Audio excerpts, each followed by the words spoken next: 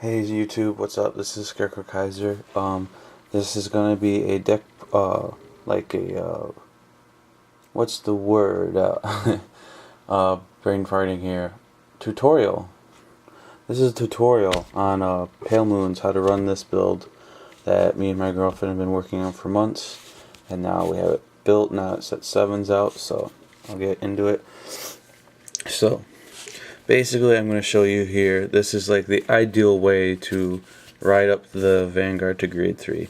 You have your starter here.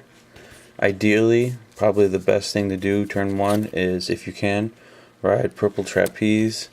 Turn 2, you'll want to ride Dancing Princess normally, and then you want to top it off by making your final Vanguard Sarah. Reason we want to ride Purple Trapeze turn 1 is because it's just efficient. Purple Trapeze, the best place this card can be is in the soul, and I'll get to that in a minute. And the whole reason you normally want to try and ride her turn 2 is if you don't have Trapeze in soul, you want to put Trapeze in soul. That's why we run this card. And it can help if you've already rode her turn 1 to put something else there, but it also doesn't hurt to have multiple Trapeze to get ready. And then, or something like Bunny you need. And then finally, you want your Vanguard turn 3 to be Sword Magician Sarah. I'll get to that in a minute. Sword Magician Sarah. Probably a big focus. The two most talked about cards for this tutorial will be Sarah and the Purple Trapeze.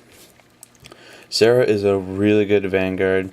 A lot of people have overlooked her. I'm going to explain why. Just ideally, the boosters you want to team her up with will be Bicorn or Bunny, depending on your opponent's Vanguard. If they're an 11k, you want to probably go for the Bicorn, so I teamed up with Sarah, that's a team of 20.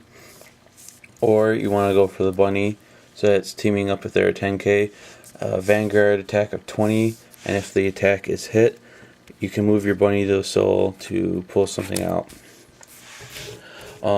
Sometimes, depending on like the situation, like your opponent's deck, if they're going to have an 11k Vanguard, you might want to use your Dancing Princesses to put Bicorn in the soul.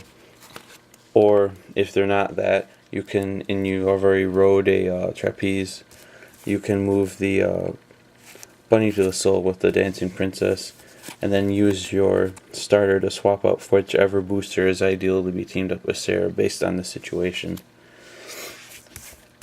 And now we'll get to the combos.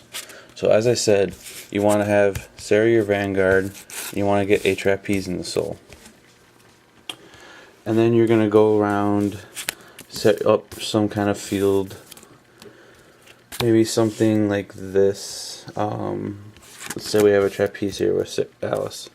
So you have a field something like this. You're going to have your Alice attack.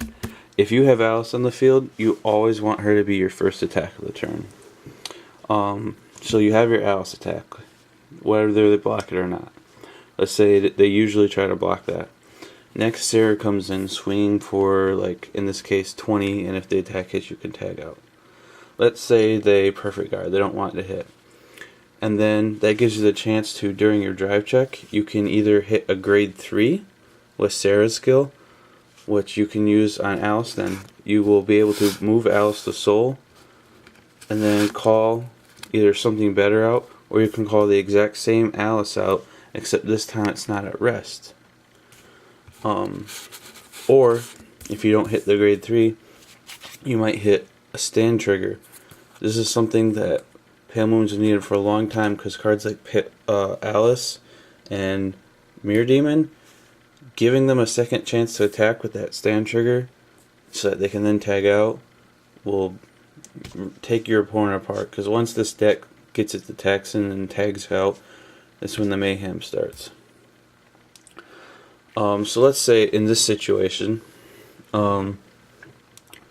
we gave Alice that second opportunity to attack, and the attack swings and hits. We can then move the Alice to the soul and call out Trapeze, Trapeze will then move Trapeze to Soul, and you can call back something like Alice or a booster. Normally it's more useful to have like another booster, and you have like a new column to attack here. And then next turn you'd be able to rotate it back like this. But that's not like an ideal situation there, that's just something. But let's say that. And what really happens is the most important attack for your opponent to block normally for the turn is going to be your third attack. So you have like Mirror Demon attack, or anybody here teamed up with like a bunny. If this Mirror Demon's attack can hit, you can move to the Soul, call out Trapeze. Trapeze can move Alice to Soul, call Alice. Or you can, when that Mirror Demon hit, call out this Trapeze over top of a card that has already been used up for the turn, and then move something like the Sarah or Alice that was on top of that card, move it out, make a brand new column.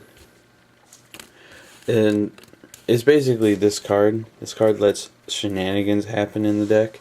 It lets you do all these tricks, make like brand new untapped columns, and it's pretty crazy. Some of these things I'm talking about might be harder to imagine than if you actually see them happen. That's why I'm going to try to make a video of the deck in action so you can see it doing its tricks. Last thing I think there's really to talk about other than for the basics of the deck. Obviously I talked about the stand triggers and why they're important. And then we have, I just want to mention, there's some cool things you do with this critical. It's like a lot of other triggers in the game where if you have it out, you can move the Soul and Soul Charge. It's really cool for this deck though. Like if you think you have your opponent ready where you can finish them off, and you can use this combo to create more power, you drop your critical, move in the Soul, get some power, play a Trapeze, move a card you don't need to the Soul, call this back out so that you can then utilize them again for another power boost to get your field just slightly more powerful enough where you know your opponent's not going to be able to hold it back for that turn. You can finish them off. Yeah, as I said, some of these things I just talked about, they might be harder to understand just hearing it talked about than if you actually see it. So as soon as I can, I'm going to make a video of the deck in action so you can see its tricks working. Thank you for watching.